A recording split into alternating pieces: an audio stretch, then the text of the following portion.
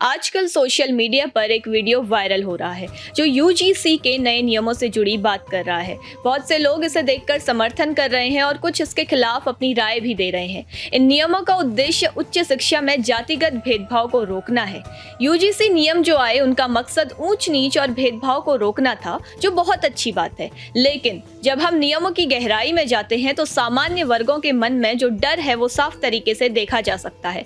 सामान्य वर्ग क्या अब कानूनी सुरक्षा के मामले में अलग छोड़ दिया गया है? इस वीडियो में आज हम किसी का विरोध नहीं करने वाले, लेकिन उस इंसाफ की बात करने वाले हैं जो कि हर विद्यार्थी का है, चाहे वो सामान्य वर्ग से हो या किसी और वर्ग से। इसके तहत equity committees, equity squads, 24/7 helpline और सख्त निगरानी व्यवस्था लागू होगी। लेकिन छात्र और शिक्षक इसे एक तरफा और भेदभावपूर्ण मानते हैं। देश भर में यूजीसी के नए नियम को लेकर भारी विवाद मचा हुआ है। पहले सोशल मीडिया पर विरोध में यूजीसी रोल बैक ट्रेंड होने लगा, फिर मामला सुप्रीम कोर्ट तक गया और इस भेदभाव को बढ़ाने वाला बताया गया। वहीं बरेली के सिटी मजिस्ट्रेट अलंकार अग्निहोत्री ने इस बदलाव का विरोध करते हुए इस्तीफा दे दिया। ऐसे में सवाल उठता है कि आखिर यूजीसी ने कौन से नियम बनाए हैं और टीचर्स, स्टूडेंट्स और आम लोग इसमें क्यों नाराज हैं? यूजीसी ने 13 जनवरी 2026 को नया नियम लागू किया है जिसका नाम है promotion of equity in higher education institutions regulations 2026। इसका उद्देश्य बताया गया है कि उच्च शिक्षा संस्थानों में जातिगत भेदभाव और असमानता को रोकना। एक नए नियम के अनुसार सभी विश्वविद्यालय और college equity centre, equity squad और इक्विटी कमेटी बनाएंगे। साथ ही 24/7 हेल्पलाइन का प्रावधान होगा। अगर कोई संस्थान इन नियमों का पालन नहीं करता तो यूजीसी उनकी मान्यता रद्द कर सकता है या फंड रोक सकता है। यूजीसी का कहना है कि पिछड़ी जातियों, अनुसूचित जातियों और जनजातियों के खिलाफ शिकायतों में 2020 से 25 के बीच 100% से ज्यादा वृद्धि हुई है। इसके अलावा रोहित वेलुमा और पायल तड़वी जैसे मामलों में सुप्रीम कोर्ट की टिप्पणियों को ध्यान में रखते हुए ये नियम बनाया गया है। नियम के कुछ सेक्शन विशेष रूप से विवादित हैं। सुप्रीम कोर्ट के एक जनहित याचिका PIL दायर की है। इसमें कहा गया है कि नियम का सेक्शन 3C अभिव्यक्ति की स्वतंत्रता, समानता और व्यक्तिगत आजादी के अधिकारों का उल्लंघन करता है। इसके अलावा सामान्य वर्ग यानी सर्वर्ण समाज के छात्र और शिक्षक भी नाराज हैं। बरेली के मजिस्ट्रेट अलंकार अग्निहोत्री ने कहा कि नया नियम सामान्य वर्ग के छात्रों को सर्वघोषित अपराधी बनाता है। छात्र और शिक्षक दोनों का कहना है कि नियम एक तरफा है, झूठी शिकायतों पर कार्रवाई की व्यवस्था नहीं है और सामान्य वर्ग का प्रतिनिधित्व पर्याप्त नहीं है। यूजीसी के 4 विवादित नियम बदलाव: इक्विटी कमिटीज और इक्विटी स्क्वाड्स का गठन। हर कॉलेज और विश्वविद्यालय में इक्विटी कमेटी और इक्विटी स्क्वाड बनाए जाएंगे। छात्रों का कहना है कि इसमें सामान्य वर्ग का प्रतिनिधित्व जरूरी नहीं है। साथ ही इक्विटी स्क्वाड को बहुत अधिकार दिए गए हैं और भेदभाव की परिभाषा स्पष्ट नहीं की गई है। 24/7 हेल्पलाइन और शिकायत प्रणाली: यूजीसी के नियम के तहत हर संस्थान में हेल्पलाइन और इक्वल अपॉर्चुनिटी सेंटर होगा जहां छात्र भेदभाव की शिकायत कर सकते हैं। नियम में झूठी शिकायतों पर कोई रोक नहीं है।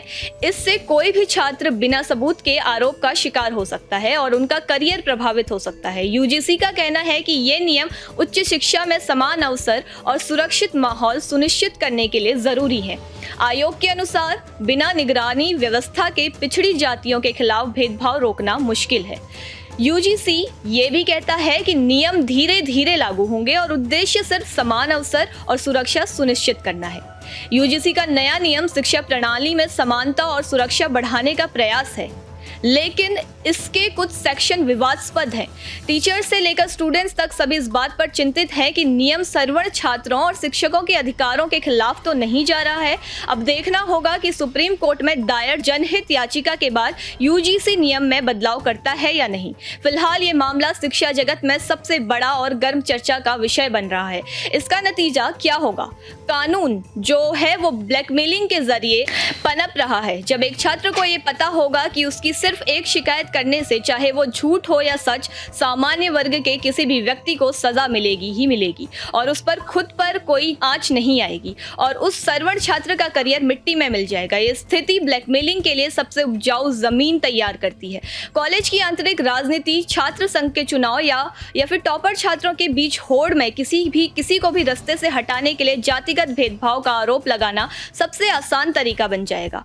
यहाँ आरोपी को अपनी बेगुनाही साबित करने के लिए मौका मिलने से पहले ही उसको समाज के सामने दोषी करार कर दिया जाएगा। इसलिए सवाल आता है कि देश के हुक्मरान, क्या हम अपनी यूनिवर्सिटीज को शिक्षा के केंद्र की बजाय कानूनी युद्ध का मैदान बनाना चाह रहे हैं? आज हमको उन कड़वे उदाहरणों को नहीं भूलना चाहिए जहां एक तरफा कानून के चलते हंसते खेलते परिवार उजड़ गए। ललितपुर के विष्णु तिवारी का मामला भारतीय न्याय व्यवस्था के इतिहास में काला अध्याय है। विष्णु पर झूठा SC/ST एक्ट लगाया गया, बिना किसी ठोस जांच के उन्हें जेल भेज दिया गया, जिसके बाद विष्णु तिवारी ने अपनी जिंदगी के 20 कीमती साल जेल के सलाखों के पीछे काटे। 2021 में जब इलाहाबाद हाईकोर्ट ने उन्हें बेकसूर पाया, तब उनकी जवानी खत्म हो चुकी थी, माता पिता गुजर चुके थे, पुश्तैनी घर खंडहर बन गया था। जेल से बाहर आने के बाद उनके पास न परिवार था, न घर था, न समाज था, न सम्मान था। ये UGC का नया कानून कैंपस में ऐसे और विष्णु तिवारी पैदा नहीं करेगा। अगर कैंपस में पढ़ाई शोध काबिलियत के बजाय जातिगत पहचान न्याय का पैमाना बन जाएगी, तो सबसे बड़ा नुकसान देश के भविष्य का होगा। जब एक होनहार छात्र देखेगा कि महज एक महसूस की गई शिकायत पर टिका है और उसके पास खुद को बचाने का कोई कानून कवच नहीं है, तो वो भारत के संस्थानों की बजाय विदेश जाना पसंद करेगा। ब्रेन ड्रेन हमारे देश को बौद्धिक रूप से कंगाल कर देगा। कैंपस की जातिगत रंजिश को अखाड़ा बनाने से बचने के लिए तथ्य, जिस कैंप में छात्र खुलकर एक दूसरे से बात करने में डर रहे हैं, कोई प्रोफेसर किसी छात्र को उसकी गलती पर डांटने से डरे कि उन पर कहीं भेदभाव का ठप्पा ना लग जाए, तो सवाल किसी एक वर्ग के समर्थन या विरोध का नहीं है, सवाल इंसाफ का है। ऐसा इंसाफ जो हर छात्र के लिए बराबर हो। अगर कानून सुरक्षा देने की बजाय डर पैदा करे, अगर शिक्षा के मंदिर अदालतों में बदल जाएं और अगर दोष साबित होने से पहले ही सजा मिलने लगे, तो फिर हम समानता नहीं, एक नई असमानता खड़ी कर रहे हैं। जातिगत भेदभाव खत्म होना चाहिए, इसमें कोई दो राय नहीं है, लेकिन समाधान ऐसा हो जो संतुलित हो, जहां पीड़ित को न्याय मिले और निर्दोष को बचाव का अधिकार भी।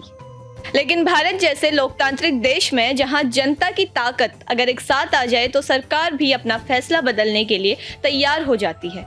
वैसा ही उदाहरण इस बार भी देखने को मिला।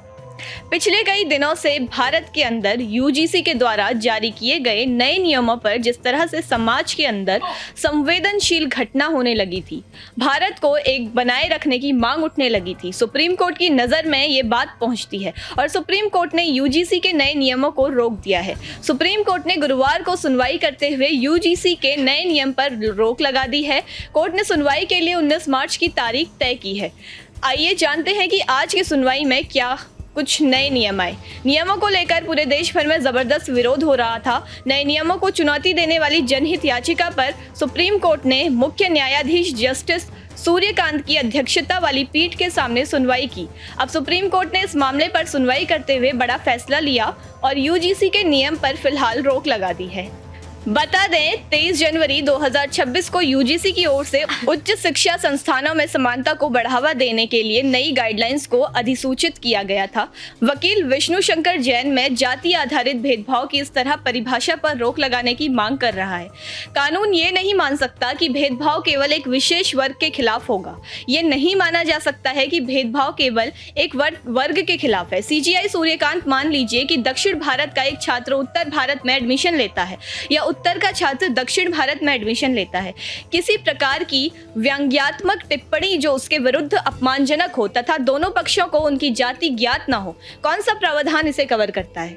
इस पर वकील जैन ने कहा कि धारा 3E में ये सब शामिल है। जैसा कि अभी हमने चर्चा करी कि इस काले कानून के विरोध में जनरल लोग बाहर आकर प्रदर्शन कर रहे थे। इसी बीच एक वीडियो RJD की प्रवक्ता कंचना यादव का निकलकर सामने आता है, जिसमें वो ये कहती हैं कि सवर्णों को इस आधार पर UGC एक्ट पर फंसाया जाना चाहिए कि आपने SC/ST OBC माइनॉरिटी को हक नहीं दिया। ये कहती हैं कि आप इससे पीड़ित हैं। पुराने समाज में जो भेद था उससे मुक्ति पाने के लिए भी सवर्णों से शिकायत की जानी चाहिए। इस बात से लोगों के अंदर गुस्सा फूट पड़ा। इसी बीच में जो शिक्षा मंत्री है धर्मेंद्र प्रधान जी, वो बाहर आते हैं और कहते हैं कि सरकार किसी भी प्रकार डिस्क्रिमिनेशन नहीं होने दे रही है। लेकिन लोगों ने कहा कि कानून आपकी देखरेख में बना और आपको ये दिखाई नहीं दे रहा कि ये कितना विभेदनकारी है और कॉलेजेस में आप क्या चाहते हैं। धीरे धीरे कास्ट को लेके बवाल बचना शुरू हुआ। सरकार के खिलाफ हर जगह विरोध प्रदर्शन होने लगे। कभी रवि कुमार विश्वास बाहर निकल कर आते हैं और कहते हैं कि बात कसाब की हो तो पहले जांच की गई, फिर सजा दी गई, लेकिन सवर्णों को पहले सजा दी जाएगी और फिर बाद में जांच होगी। तो क्या सवर्ण जो हैं वो कसाब से भी ज़्यादा खतरनाक है? बहुत सारे नेता इसमें बयान देने आए और हद तो तब हुई जब देश की राष्ट्रपति महोदया द्वारा उनके 26 जनवरी के भाषण में उन्होंने बातें रखी, सबकी बातें रखी, लेकिन जनरल कास्ट शब्द यूज़ नहीं किया। तो कम्युनिटी नोट इनके भाषण में भी लग गया कि देश के अंदर देश के नागरिक बोलने से क्या बिगड़ जाता। परिणाम स्वरूप कोर्ट के आगे BIL पहुंच गया। उसमें सुप्रीम कोर्ट कहती है कि हमने जाति विहीन समाज की दिशा में अब तक जो कुछ हासिल किया है, क्या आज हम उससे पीछे हटते हुए उल्टी दिशा में आगे बढ़ रहे हैं? क्योंकि पहले तो सरकार चाहती थी कि जाति विहीन ना हो, इसके लिए प्रयास किए गए, शिक्षा को आगे लाया गया, लेकिन अब शिक्षा के केंद्रों में ही जाति के आधार पर लोगों को लड़ाना शुरू कर देंगे तो फिर कैसे हम जाति विहीन समाज की कल्पना कर पाएंगे? इस पूरे घटनाक्रम ने एक बार फिर ये सवाल खड़ा कर दिया है कि क्या हम समानता और न्याय की ओर आगे बढ़ रहे हैं या अनजाने में समाज को और गहराई से बांट रहे हैं? UGC के नए नियम भले ही भेदभाव खत्म करने की मंशा से लाए गए हों, लेकिन जिस तरह से इन्हें लागू करने की प्रक्रिया और भाषा पर सवाल उठे, उसने देश भर में असंतोष पैदा कर दिया। सुप्रीम कोर्ट द्वारा इन नियमों पर रोक लगाना ये संकेत देता है कि लोकतंत्र में किसी भी कानून को लागू करने से पहले उनकी सामाजिक प्रभाव पर गंभीरता से विचार जरूरी है। शिक्षा संस्थान समाज को जोड़ने का माध्यम होने चाहिए, न कि जाति के आधार पर टकराव का केंद्र। अब 19 मार्च की अगली सुनवाई पर पूरे देश की नजरें टिकी हुई हैं, जहां ये तय होगा कि भारत समानता, न्याय और जाति विहीन समाज की दिशा में किस रास्ते पर आगे बढ़ेगा।